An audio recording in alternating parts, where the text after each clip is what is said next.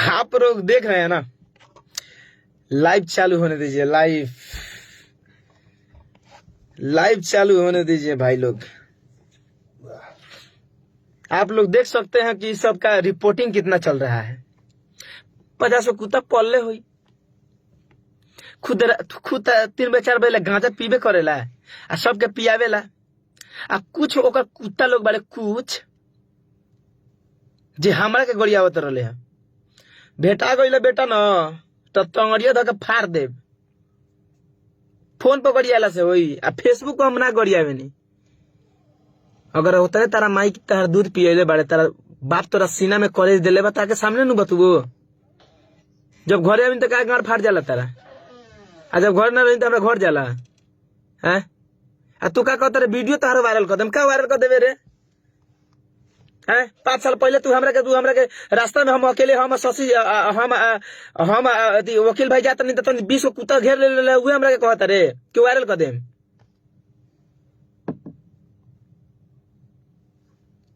अरे गर्दिश में तो शेर को भी कुत्ते घेर लेते हैं। कभी सामने बेटा अकेले धरा गइल न तो तारा भागल मुश्किल हो जाई, ठीक न। तारा लगा हमरा लाइव आवे, हम का बताई भाई। हम आप लोग खुद समझिए भाई लोग, आप लोग खुद डिसाइड कीजिए कि कितना माधर चोद है।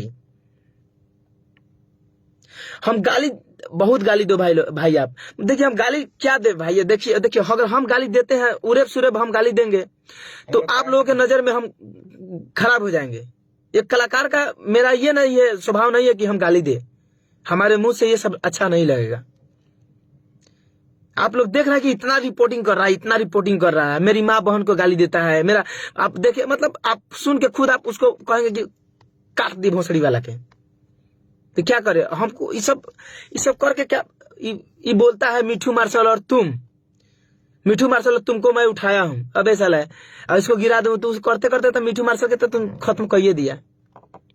मिठू मार्शल के तो तुम बाजार साफ कर ही दिया। अगर तुम मुझे स्टार बनाया है, अगर मिठू का स्टार बनाया है तो तुम खुद का है ना स्टार बन जाता है हाँ? और तुम ऐसे कहते कहते तो मिठू मार्शल के गिरा दिए बाबू। अगर एक बाप के चोदल बड़ा, अगर बहन चो तू उठाओगे, तू कलाकार के उठावे के जिम्मेवारी ले बड़ा तो एक बार मिठू मार्शल के 1 महीने के अंदर में बजवा दो, तब मानम कि साले तू मर्द के लड़का हुआ, तू स्टार हमरा के बनैले बड़ा, तब मानम कि तू बनैले बड़ा हमरा के स्टार। इतना तारा गाड़ में कैपेसिटी बात बजवा दो मिठू मार्शल के 1 महीना में।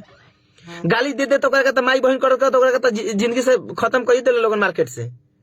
आ तू का कहते तो उठे तो बाबू हम ये कलाकार ना है, अपना दम पर बजनी पब्लिक के सपोर्ट से। तोरा गाली देला से, तोरा बोलला से, भगला से कुछ होके वाला नहीं है हमारा, बुझाइल। तारा जैसन कुत्ता बिलाई के हम का हमर लड़का से हमर चाहे वाला दोस्त लोग कुत्ता का वैल्यू ना देवेला। एक बार बोल दी तो 50 गोरे में से ही कली है लाइव तरह का माई बहन को तरह का छिया कह दी है।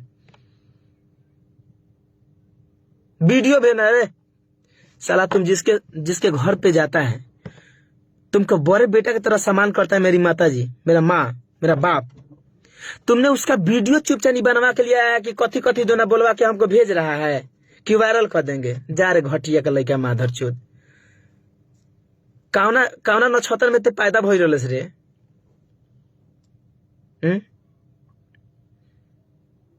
सौरभ ऐश्वर्या बोलता है रे भोसी वाला, सौरभ ऐश्वर्या का नाम पर झाट, ठीक नु। भेटा गई घरे आ गई न तो काट दे। तू कहते रे मोतिहारी घरे आइला के बाद घरे आई ओकरा बाद में तोरे से मीटिंग हुई हमार। आ देखो तनी का तू कले तारे तार मीटिंग आ तार कंपनी या तारा के गाड़ी में ढुक, वही दिन तारा के बताइब हम, समझ लीस। भोसड़ी वाला कुछ लाइफ में जिंदगी में आया तो कुछ अच्छा कर्म करके जाके तू मरेगा। भोसड़ी वाला तो 10 लोग शोक मनाएगा, न तो कौन मुंह में मुद के भाग जाएगा। वाला चूतिया माता चूत गाली देता है लाइव में आके। तुम्हारा क्या बिगाड़े है रे, तुम्हारा क्या खा गए हैं रे भोसड़ी वाले हम हैं? अब बोलता है रे भोसड़ी वाला कौन हीरोइन था पाकी पहले आती रानी चटर्जी, रानी चटर्जी के सामने बैठा दिए थे, बोलो तुम्हारा किस्मत होगा। अबे साले चूतिया भोसड़ी वाले, तुमको पता होगा माधर चौथ फ्लाइट के टिकट धनंजय धर का साला 1 मिनट में काटने वाला साला यहाँ उड़ते थे। तुम्हारा 10-10 हजार का 20 हजार का टिकट बनाया साला फ्लाइट का घूम। तुम्हारा बाप नहीं जिंदगी में बैठा था फ्लाइट में भोसड़ी वाला, मैं बैठाया हूँ तेरी माँ की चौदह। तुमको कभी फ्लाइट में बैठा रहे भोसड़ी वाला तू? रानी चटर्जी के साथ बैठा लिए। अरे किस्मत होगा तो रानी चटर्जी क्या, फिल्म के हर इंडस्ट्री के साथ हम काम करेंगे, हर जितने कलाकार सबके साथ काम करेंगे। तू खुद सोच ना। मैं फोटो चाहिए, एक सेल्फी। जा रहे चला कुत्ता भोसड़ी वाला, तेरी माँ की। हम तो बच्चा था कि हमको समझ में नहीं है कि तू कुत्ता था भोसड़ी वाला। तुम्हारे साथ हम कहाँ चले गए? 5 मिनट के अंदर में मारते थे तुमको फ्लाइट, 7 तत्काल वाला। समझ कितना पैसा आता था मेरे को, जाता था। 1 लाख रुपया तुम्हारा तो आने जाने में साला घुमा दिए तुमको, दिल्ली में मुंबई में। हमसे तो बकचोदी करता, मैं घुमाया था बे साला। जा रे तू क्या कर रहा था तुम? पहले तू आया था कि मैं आया था? अबे हम तो क्या करे आई हम तारा लगे। तारा से पहले हम साइन म्यूजिक खोल के बैठे रही ना, पता बता हमरा फेसबुक आईडी खोल के जा, सबसे नीचे लिख लिया निर्माता एवं निर्देशक धनंजय धरकन लिखल हुई है तारा से पहले। तो बाद में तू गईला हमरा के बोलावे, चलो ठीक बा। अगर हम चलिए गई तोरा लग, मतलब हम तार गुलाम हो जाए। अगर तू हमरा लग पहली बार तो तू हमारे गुलाम हो जाब, चाहे हम चल तो तू हमारे गुलाम हो जाब। अरे भोसड़ी वाला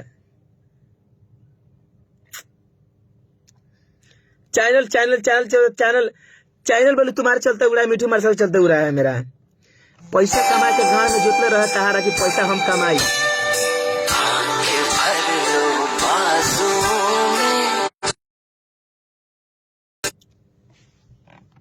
पैसा कमा के रहे तहारा गाना हमार सी में जब तेरा पता रहे कि दुनिया ना चढ़ावता है तो ते का चढ़ले रे?